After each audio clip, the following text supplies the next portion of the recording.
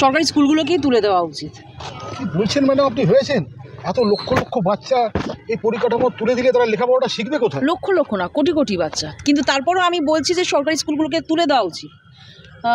আপনি হয়তো বলবেন আমি কেন বলছি এই কথাটা।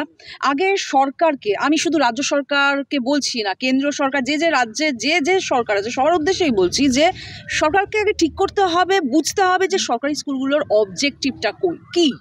মানে আমরা কি প্রাথমিক স্তরে শিক্ষাটাকে ছড়াতে চাইছি, শিক্ষার একটা বুনিয়াদ তৈরি করতে চাইছি, শিক্ষা ব্যবস্থা যেটা নাকি দেশের মেরুদণ্ড সেটা তৈরি করতে চাইছি, নাকি আমরা শুধুমাত্র কিছু পরিবারের ভরণ পোষণের দায়িত্ব নিতে চাইছি?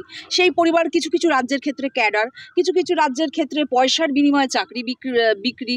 তো সেটা তো সরকারকে ঠিক করতে হবে যে তারা গণশিক্ষা ব্যবস্থাটাকে গড়ে তুলতে চায়, নাকি কিছু পরিবারকে চাকরি পাইয়ে দিতে চায়।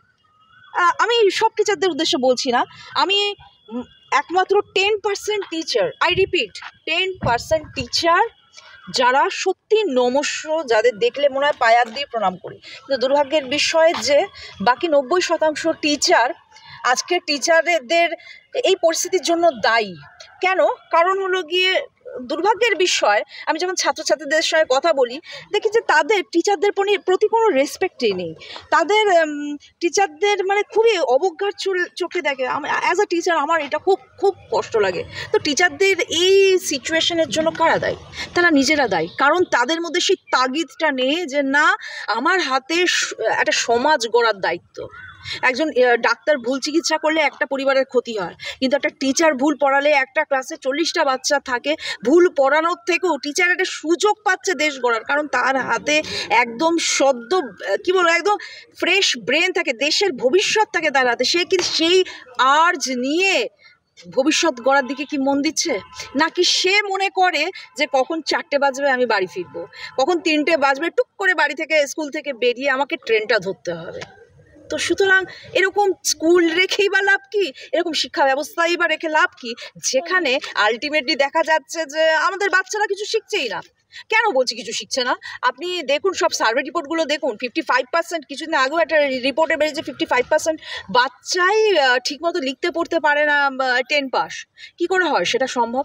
তারপর কেন শুধু আমি স্কুলের কথা কেন বলবো, কলেজের কি দুর্দশা। আন্ডার গ্র্যাজুয়েট কোর্স করানো হচ্ছে, সেখানে 87% ছেলেমেয়েরাই কিন্তু আনএমপ্লয়েবল, তাদের কাজই দেওয়া যায়। তারা তো আমার খরচা করে গ্র্যাজুয়েশন করে কী লাভ? আপনি এত বলবেন সরকার তো আপনার সরকারি স্কুল কলেজে তো পয়সা নেওয়া হয় না। কে বলেছে পয়সা নেওয়া হয় না? ইনডিরেক্টলি তো আমাদের কাছ থেকে ট্যাক্স নেওয়া হচ্ছে, আমরা ট্যাক্স দিচ্ছি, আমরা সেলস ট্যাক্স দিচ্ছি, বিভিন্ন রকম। কেন সরকারকে দায়িত্ব দিচ্ছি? যাতে সরকার কি করে আমাদের দেশের ছেলে মেয়েদের শিক্ষা ব্যবস্থাটাকে দেখে, ওদের ভবিষ্যৎ তৈরি করে দেয়, নাকি কতগুলো প্রফেসরের মাইনে দেওয়াটাই সরকারের কাজ? এটাই তো আমি বুঝতে পারছি না। এরকম সিলেবাসই বা বানায় কেন? অনেক টিচার বলে না আপনি শুধু টিচারদের বকাবকি করেন। না বাবা, আমি কিছু টিচারকে প্রণাম জানাই, কিন্তু বাকি টিচারদেরও বলছি আপনারাও একটু আওয়াজ তুলুন। এরকম ব্যাকডেটেড, যদি আপনাদের মনে হয় যে সিলেবাসটা ডিফেক্টিভ, এই কারণে এমপ্লয়মেন্ট হচ্ছে না, তাহলে আপনারা আওয়াজ তুলুন। আপনারা ডিআই অফিসে যান, আপনারা শিক্ষামন্ত্রীর সঙ্গে কথা বলুন, আপনারা যেখানে স্টেট সেন্ট্রাল সব জায়গায় কথা বলুন, এবং কথা বলে জানার চেষ্টা করুন কি সিলেবাসে পরিবর্তন করলে আমাদের ছেলেমেয়েরা চাকরি পাবে। তারা শুধু সরকারি চাকরির দিকে মুখ করে বসে থাকবে না। তাদের মা বাবারা সব জমি জায়গা সব বিক্রি করে দিয়ে সর্বস্ব খুইয়ে এইভাবে সরকারি চাকরি হাপিত্তেশ করবে না। তারা নিজেরা কিছু করতে পারে, যাতে সেই রকম এমপ্লয়েবল সিলেবাস তৈরি করুন। আর ছোটবেলায় বাচ্চাদের চরিত্র গঠনের সিলেবাস তৈরি করুন, বাচ্চাদের কিছু নতুন শেখার সিলেবাস তৈরি করুন, বাচ্চাদের ক্রিয়েটিভিটি, ডিসিশন মেকিং এবং প্রবলেম সলভিং স্কিল তৈরি করার মতো সিলেবাস তৈরি করুন।